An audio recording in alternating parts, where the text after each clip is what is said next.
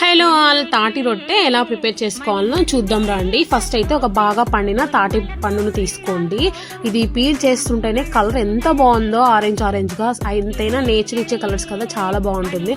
So ఇప్పుడు అందులోని పీచుల్లో నుంచి గ్రేవీ బయటికి తీసేసి ఇప్పుడు రవ్వను బాగా నానబెట్టి చేతితో గట్టిగా పిండి వాటర్ లేకుండా వేసుకోండి. అలాగే కొబ్బరి తురుము, అలాగే బెల్లము.